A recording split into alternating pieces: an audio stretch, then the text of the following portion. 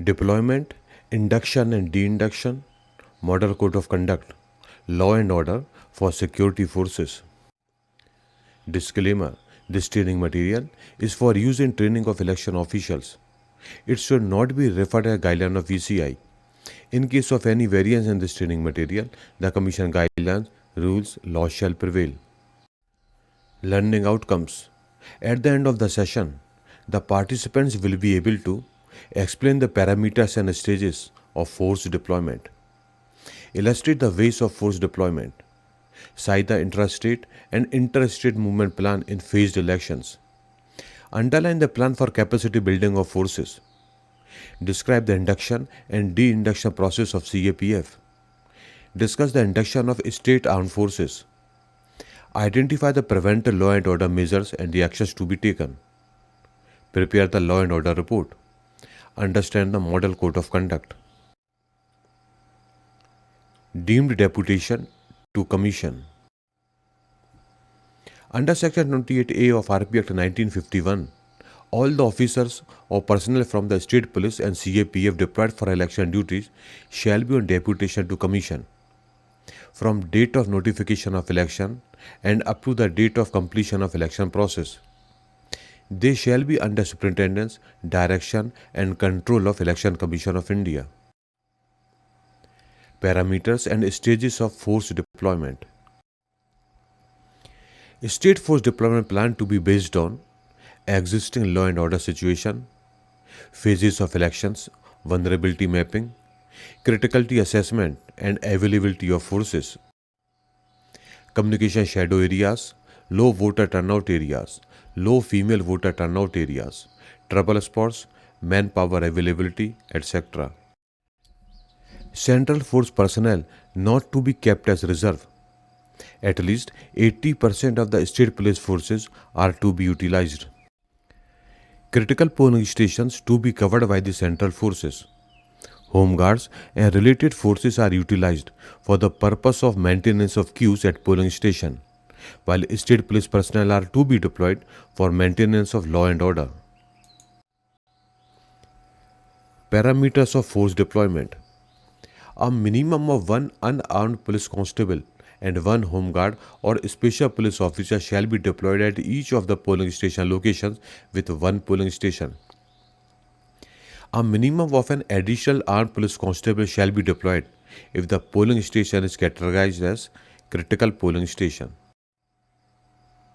The scale of deployment shall be increased in case of PSL having more than one polling station. Deployment of CAPF or State Armed Police Force for non-LWE areas. For critical polling station locations, minimum of half section of CAPF as far as possible. For FSTs, SSTs, QRTs, half section of CAPF. For security of poll EVM counting centers, one platoon of CAPF on 24x7 basis, that is one platoon in 3 shifts. In non-LWP areas, SAP or IRB can be deployed at critical polling station locations not covered by CAPF in addition to unarmed police and home guard and a special police officer.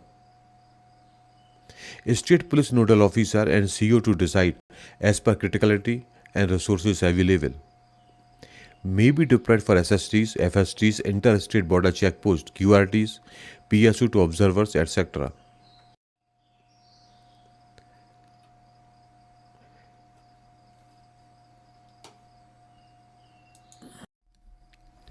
Deployment of state armed police and IRB in LWE areas can be deployed at critical polling station locations not covered by CAPF in addition to unarmed police and home guard or special police officer. State police nodal officer and CO to decide as per criticality and resources available. May be deployed for SSTs, FSTs, interstate border checkposts, QRTs, PSU to observers, etc. Pre-poll deployment for CAPF to carry out flag marches for area domination, point patrolling and other confidence building measures till 2 days before the polling day. To be provided with area-wise list of anti-social elements, list of vulnerable hamlets and critical polling stations. Interaction with locals of vulnerable hamlets may also be used for additional deployment on checkposts for preventing illegal movement of cash, liquor, drugs, and unaccounted election material by political parties or candidates. State Police area domination in case of inadequate CAPF, guarding of EVM strong rooms and EVM warehouses, vulnerability mapping and take preventive measures, implementation of model code of conduct. Establish checkposts and prevent illegal movement of cash, liquor, drugs, antisocial elements, etc. Responsible for maintenance of the general law and order in the catchment areas of the polling stations. Implementation of election expenditure monitoring guidelines. Handle VIP movement. Implementation of deployment plan. Provide logistic support to CAPF. Poll day and post-poll deployment. For CAPF, guarding the polling stations, EVM VVPAT strong room, escorting duty of polled EVM, poll materials including EVM VVPAT, polling personnel, and the poll process. Static guarding of travel spots.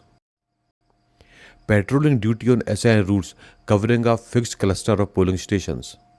Patrolling duty as flying squads in a defined area with surprise element. Strong room security after poll, minimum 1 platoon. State Police maintenance of the general law and order in the catchment area polling stations and inside and outside of the polling premises. Ensure safety of voters, polling personnel, and polling material. Continue implementation of the Model Code of Conduct. Continue implementation of Election Expenditure Monitoring Guidelines. Polled EVM strong room, intermediate and outer cordon. Counting center safety, outer cordon. EVM strong rooms and EVM warehouses. Counting day deployment for CAPF, forming the third and the innermost cordon for protecting the strong room and the counting center. State Police, intermediate and outer cordon security of the counting center. Management of victory procession. The transportation chart is shown on the screen. Intrastate and interstate movement plan in phased elections. Movement of CAPF and state police from one phase to other should be a subpart of the final deployment plan to be finalized by the state force coordinator. Proposed date of transportation, number of vehicles required for transportation, and strategies for requisition, details of lodging and messing facilities, halts in the transit route. Post-transportation, details of relieving of vehicles requisitioned, including payment of the hire charges to the vehicle owners. Sub-plan to be submitted by the SP to the state force coordinator and shared with his counterpart in the concerned district or state. Capacity building of forces. Capacity building of CAPF forces. Initial briefing should be done by the state police officers. Training to be imparted at company clusters at deployment locations. Familiarize with the terrain, polling area, tactics, and necessary do's and don'ts for operating in the area. Local troops should be actively engaged in this. For LWE deployment, a specially designed 3 to 7 days on-the-field training module should be designed by the state. Special and specific information about the district where CAPF is proposed to be deployed. Do's and don'ts for operation in the fields. All personnel must be provided the standardized set of training material. To be provided the pocket cards. In the pocket cards, you have to include issues that are likely to crop up, the legal provisions in that regard, expected behavior, list and contact details of superiors and the authorities. Force deployment. The Commission directs deployment of CAPFs for free, fair and peaceful conduct of elections. CAPF shall not be kept as reserve or used for any other purposes other than specified by the Commission. After the completion of induction training, troops should be deployed at the specified forward locations 7 days prior to the polling date for area domination, flag marches, and confidence building measures. Color coding of various constituencies as per security vulnerability should also be carried out before the deployment. If the forces available are less than the field requirement, then instead of deploying in each polling station, adequate deployments can be planned in highly Maoist critical booths, and other less critical can be covered by area security approach through patrolling and area domination.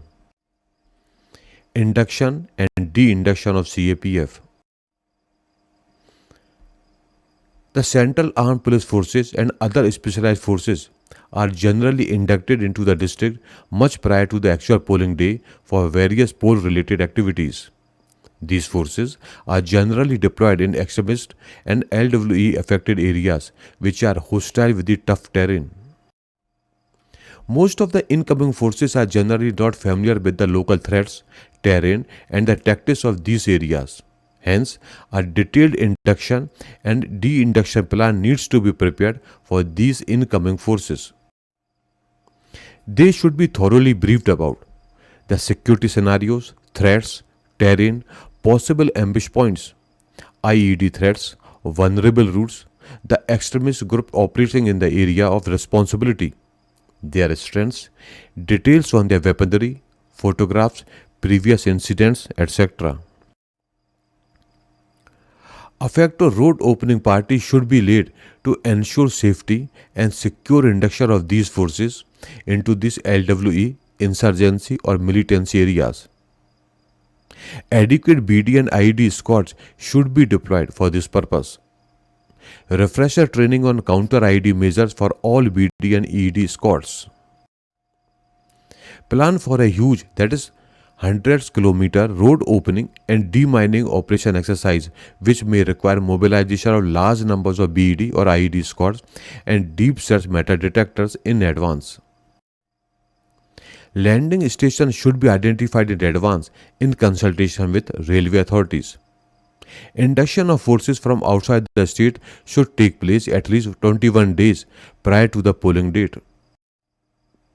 Not less than one section of CAPF in LWE or the militancy areas or the insurgency areas. Half section of CAPF in areas other than LWE, militancy areas and insurgency areas. Deployment as per approved security plan. CAPF shall be deployed in all critical polling stations. In case of shortage of CAPFs, more critical polling stations to be provided with CAPF and less critical with mixed or non-CAPF.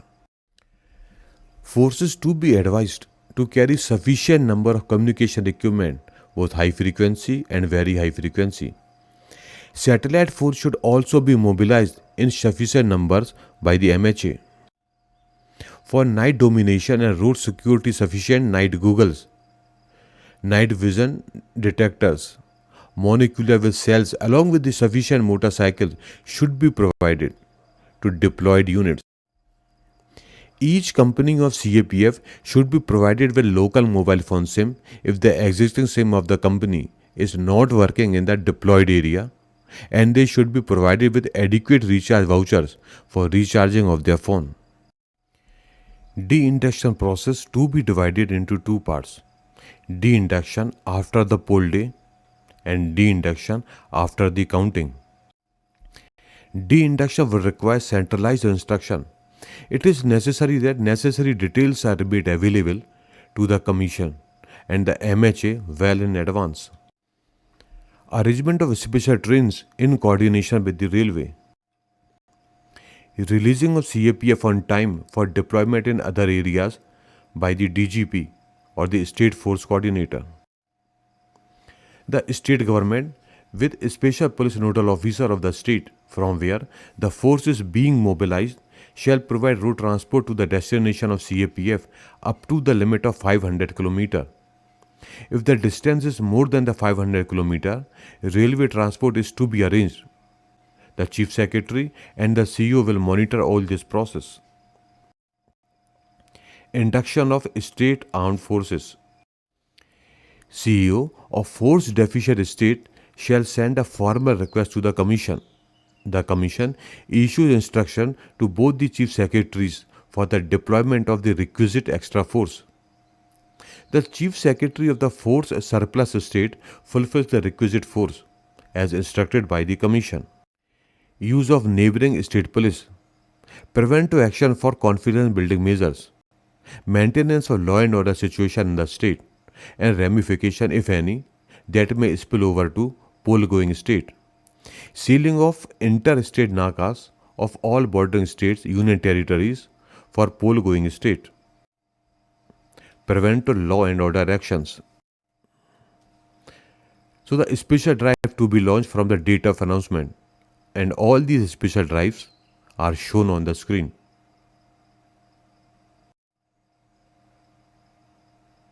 Preventive law and order actions to be taken.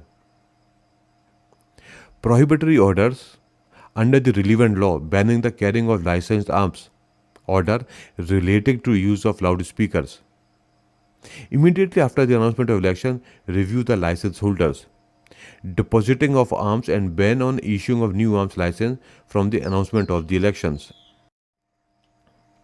Strict vigil and thorough checking of vehicles from 3 days before the poll till the counting of votes to ensure that no undesirable elements or arms and ammunition are being transported from outside.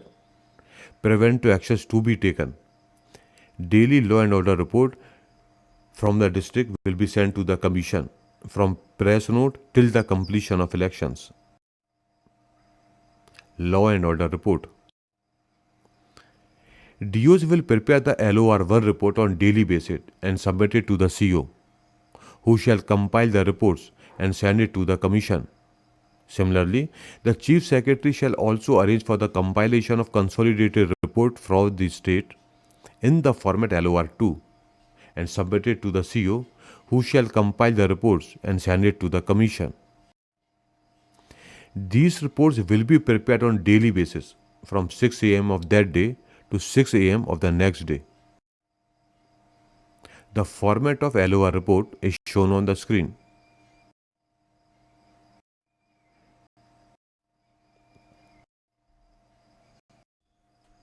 With DO's consultation, special drives from the announcement to compile list of persons indulged in electoral offences during the past 2 elections, updating list of history cheaters, declared absconders, fugitive criminals, to give effect the service of pending warrants, challans, and updating list of pending warrants, to expedite the investigation prosecution of pending criminal offences, unearthing and seizure of illicit liquor making factories, 100% scrutiny of arms licenses and ammunition shops, ensure compliance of prohibitory orders, banning the carrying of licensed arms.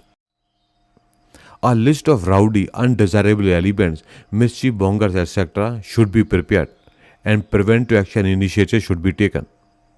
Special raids should be conducted against the antisocial elements and bootleggers. Interstate and intrastate movements of trucks and commercial vehicles shall be checked with a view to preventing smuggling of arms and ammunition and antisocial elements. No new arms license. The issue of arms license should be in consultation with the screening committee only in exceptional cases. Display of arms shall not be allowed. Deposit of licensed arms immediately after the announcement of election. Detailed and individual review and assessment of all license holders. Licensed arms which are considered detrimental to free and fair elections and for maintenance of law and order at elections to be impounded. The screening committee in the district will consist of district magistrate and SP. In the police commissionerate area, commissioner of police and joint or additional commissioner of police. The screening committee shall commence the work of screening of all arms licenses from the date of announcement of elections. shall complete the exercise of screening before the date of issue of notification of elections. Entry of persons with special security cover in polling station or the counting center. The close protection team with arms will follow the protectee to the door of the polling station or the counting center. Only one PSO with concealed firearms will accompany the protectee inside the polling station or the counting center.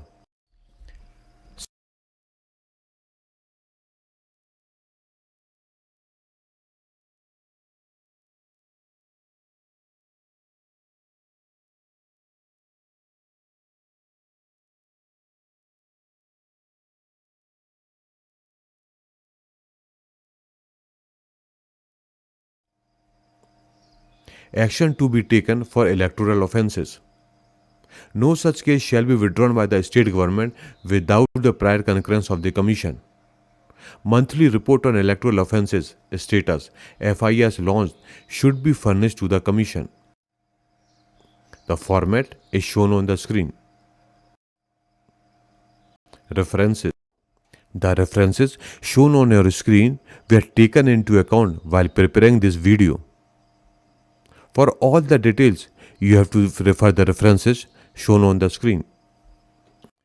In this educational video, we have learned about induction and de-induction of CAPF, Model Code of Conduct, Law and Order for security forces during the election. If you have any doubt or want any clarification, then you can contact through the mail as shown on the screen. For other videos and rules and regulations, you can visit the web address as shown. Thank you.